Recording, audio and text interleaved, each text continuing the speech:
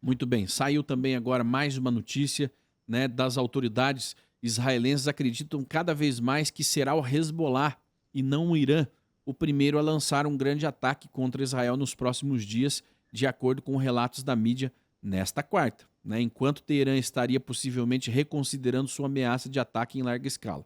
Citando duas fontes familiarizadas com a inteligência sobre o assunto, a CNN informou que o Hezbollah parece cada vez mais determinado a agir contra Israel, independentemente de uma resposta iraniana, esperada aos recentes assassinatos do principal comandante militar do grupo terrorista libanês, Fuad Shuk, em Beirute, e do líder do Hamas, Ismail Haniyeh, em Teherã. Lembrando que o Hezbollah, desde 8 de outubro, o Hezbollah passa a atacar Israel dizendo que ataca em solidariedade ao povo palestino, né?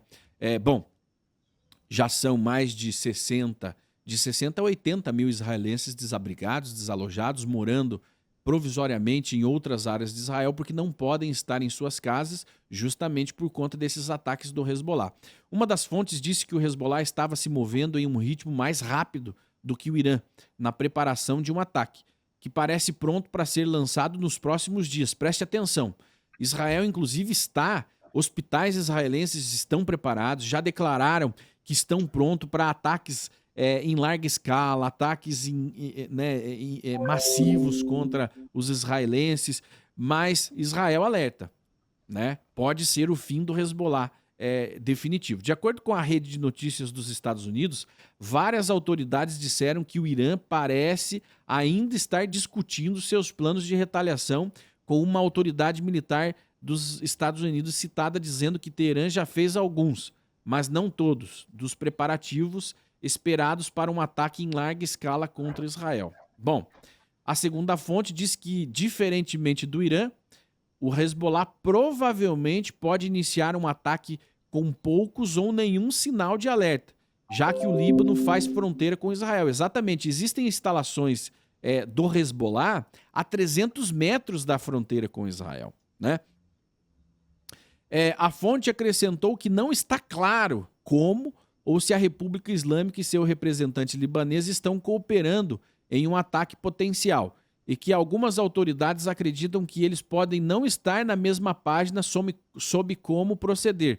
E isso faz todo sentido, doutor Youssef, justamente porque esses grupos terroristas, embora o Irã os treine, financie, pague os seus salários e tenha uma grande influência, mas o Irã ele não tem 100% de controle, porque afinal de contas ele está lidando com terroristas, ele não está lidando com soldados que obedecem leis, que estão sujeitos a punições, não. Ele lida com a boa vontade dos terroristas e suprindo algumas necessidades deles, como, por exemplo, monetárias e financeiras, ou seja, o Irã compra os interesses desses terroristas ali onde eles estão e criou para eles um inimigo em comum, que é Israel. Doutor Youssef. Então, veja, essa questão aí ela é muito interessante, porque nos remete para uma realidade brasileira com o mesmo sentido. Nós temos as facções criminosas no Brasil, principalmente em grandes favelas, em regiões de alto grau de pobreza no Rio de Janeiro e também em São Paulo.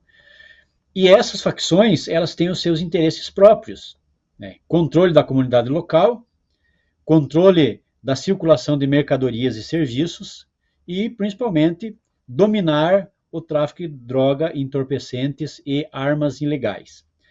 Na mesma coisa são esses países. Nós podemos fazer esse paralelo com Sim. total segurança.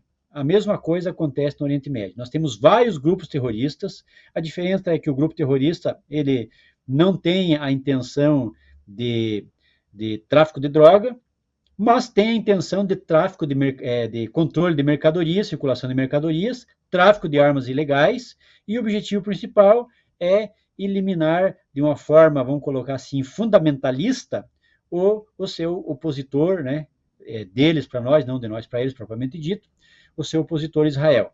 Então, o Estado Islâmico, ele travou uma grande batalha com um monte de outros países, vamos dizer assim, árabes muçulmanos, né, e o conflito existe. Então, vejam, não existe uma unidade entre esses países. Existem sim interesses, alguns deles em comum, outros não. Mas no final das contas, eles vão disputar entre eles mesmo, no caso aí de qualquer vitória que eles dificilmente exercessem sobre o Ocidente, mas vamos supor que existisse uma vitória deles. Eles depois iam se acabar eles mesmos guerreando entre si. Então, o que nós temos hoje? O Irã, que encabeça e faz a parte de suporte financeiro. É um país que tem dificuldades financeiras, não é um país que tem um grande PIB, não é um país que está entre as grandes economias do mundo, mas ele destina boa parte da sua economia justamente para sustentar esse tipo de ação em território estrangeiro, ou seja, financiando grupos como o Houthis, financiando grupos como o Hezbollah, financiando grupos como a Jihad Islâmica, financiando grupos aí como o próprio Hamas. E é isso que nós vemos. Mas, no final das contas, quando entra em discussão qualquer interesse que seja particular de qualquer um desses grupos, eles entram em conflito. E não existe, portanto, uma organização balizada em uma só decisão. Existem várias decisões, existem vários interesses que não são comum a todos esses grupos. E daí o porquê disso que você falou aí, Shimon, que não existe uma decisão unânime. Né? Nós vimos isso agora dentro do Irã. O próprio presidente iraniano, ele é contra qualquer tipo de ofensiva contra o Estado de Israel, não porque ele ama Israel, não porque ele gosta de Israel, mas porque ele está vendo lá na frente, porque ele é um ser político. Ele não é um ser que nem o Sinuar, um rato que vive no subterrâneo. Ele é um ser que está vendo também a questão política dentro do seu próprio Estado, que é o Irã. Né? Então, essa desorganização deles, ela é notória quando nós vemos os noticiários que não existe um plano articulado. E tem muitas pessoas que pensam assim, não, o Irã vai determinar que o Hezbollah vai atacar e o Hezbollah vai atacar. Não é assim que funciona. Existe muita oposição, conflitos de interesses que, na verdade, favorecem o Estado de Israel, porque na dificuldade de tomar uma decisão, Israel se antecipa e faz o que tem que ser feito.